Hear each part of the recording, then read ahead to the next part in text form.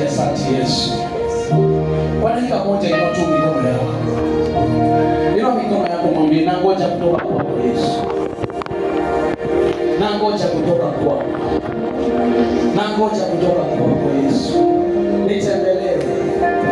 Nitembelee Bwana. Nitembelee Bwana. Nitembelee. Nitembelee Bwana. Nitembelee Bwana. Nitembelee Bwana. Sema nitembelee. Sema nitembelee Bwana. Nitembelee. Uniongoze. Uniongoze Bwana. Uniongoze. Uniongoze Bwana. Uniongoze. Tunakushukuru Baba, maana wewe ni Mungu wa kuwezesha. Umetufanikisha siku hii, umeifanikisha. Tulikuuliza siku moja, ukatufanikishia siku hii, na imefika. Tunakuabudu Baba. Asante. In Jesus' name we pray. Amen. This is the moment. Say this is the moment. This is the moment. Can we have a loud shout for our daddy?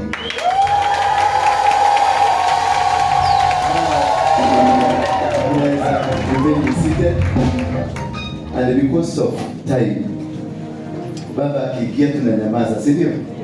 Si ameingia? Sasa niko na ndugu ingine ya kuongea. I want to welcome my bishop, my archbishop, my father, my spiritual father, mwenye amenilea nikafika hapo nimefika, mwenye ameniwezesha na nikasimama hivi nimesimama. Alinichukua wakati kila mtu alikuwa amenikataa. In fact, he took a risk to accommodate me in his life. He is a father. He is a daddy. He is a blessing to my life. Bwana Yesu asifiwe sana. I'm so humbled to have you here. So if you can help me, put your hand together as you stand up on your 2 feet, as we celebrate our daddy, as he stands forward. Hallelujah. Thank you, thank you.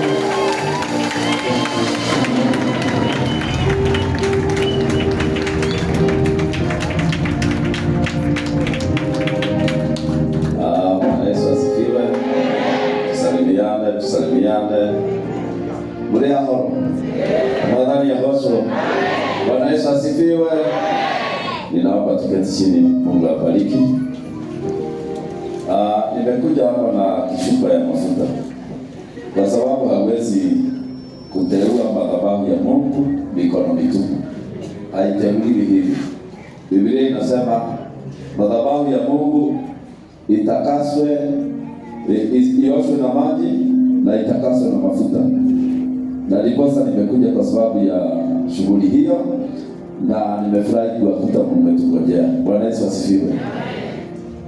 Kwanza nikisema tulipatana na mchungaji wa Ruingi na Jiagani. Mungependa kusikia ama mungependa kusikia?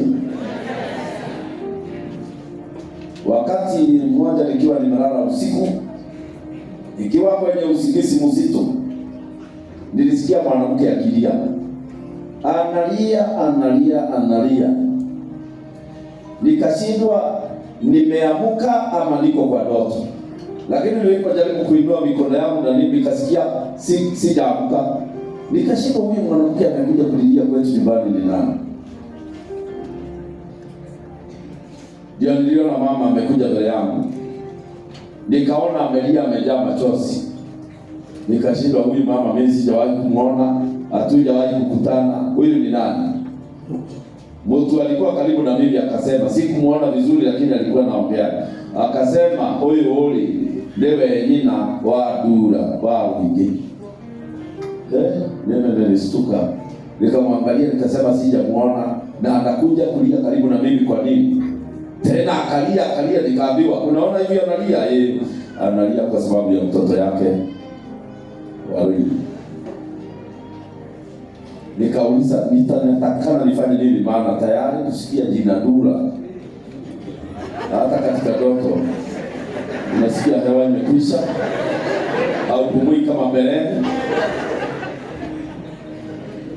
Nikaambiwa huyu mtu nimemuita aokoe vijana kwenye nchi ya Kenya. Mama yake anaendelea kulia. Nikaambiwa chukua kichupa chako, enda uweke mafuta, alifanyie kazi. Sisi hatujuani na Waruige, sasa tutajuana wapi? Na mimi najua Waruige na kukufa ni kitu. Na sisi kanisani hatushikani mahali popote. Lakini nilipoambiwa hivyo, mama yake akilia, nikarudi nikaamuka. Nikakuta niko kwa kitanda. Swali langu lilikuwa hili: mimi nikatafute Waruige, hata nikisikika ninamtafuta, unafikiria kitatokea nini? Kusema tu ninamtafuta. Mimi nilikuja hapa kwa kanisa letu Kuhoera Road. Nikakaa kwa kanisa nikasema, kwa sababu sio mimi nimejionyesha na sio mimi nilijiotesha, Waruige ataletwa. Huyu hata hakumaliza dakika 20. Huyu watu ndio walifika kwanza wakaniambia umeharibika. Nikamwambia wapi? Wakaniambia Waruige mwenyewe Ndura. Wakasema Waruige mwenyewe, nikauliza Ndura wakasema hapa. Na bila shaka sio vizuri kujifanya ati hata wewe hauko unasikia jasho ukisikia Waruige. Hata mimi nisikia jasho. Hata kama nilikuwa nimeota ndoto nikashindwa, sasa tutaongea namna gani? Tutaongea na njia ipi? Aliingia kwa ofisi. Nikamwambia vile niliona, akaniambia utamuona mama yangu. Nikamwambia, akaniuliza ulionaje? Nikamweleza, akasema huyo ni mama yangu. Na hapo ndipo nilijua hii mtu anataka na wewe mafuta. Nikaongea na watu wa serikali na watu wale wengine wote wanahusika, nikawaambia mtu ameletwa pande yetu, lazima nimweke mafuta. Na tukapanga mpango mkubwa pamoja na vyombo vya habari vya Kenya. Tukaenda zote City Hall pamoja na mtumishi wa Mungu anaitwa Daston Mamboya, apostle wa kule Tanzania. Mtu tukatoa kofia ya zamani, tukamweka mavazi ya ukuhani, tukamwombea na Mungu akaongea, akasema huyu ni mtumishi wako. Bwana Yesu asifiwe. Na tangu wakati huo si marefu yameokoka hapa Kenya. Watu wale amefikia, mimi siwezi kuwafikia. Wakati nilisikia amepata mahali ambapo anaweza kukutana na watu wake na watu wao waabudu Mungu wa kweli, nilisema nitatoka kwa kanisa nikuje mpaka hapa. Ndio kile hai. Ndio ndio wakaje usiwake ndio tukoro wake. Hai Mungu ni akurudio wewe, haleluya. Na sasa akitoka hapa kwa hii madhabahu atapewa shamba kubwa ajenge. Haleluya. Na kwa hivyo hiyo ndio introduction ambayo nilikuwa nataka msikie.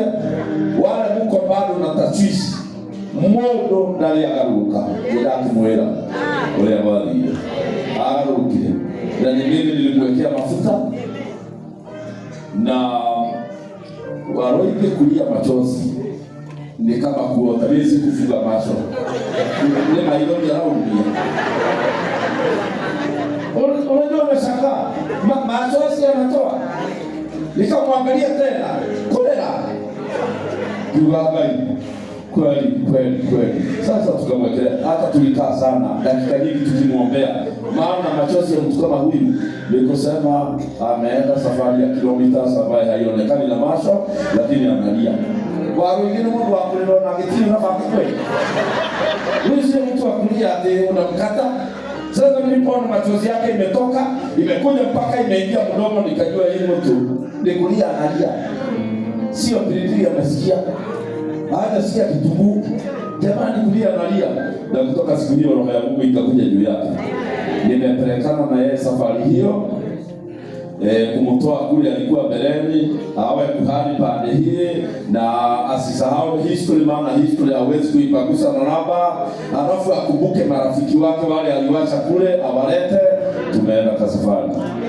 Nimeenda mpaka kwake nyumbani, ninajua watu wao, najua mama yake, najua ndugu zake, nikajua kila kitu ambayo inapasa ujue mtu wa Mungu, na ningependa kuhakikishia wale sasa ambaye huyu ni mchungaji wenu, you are following the right man.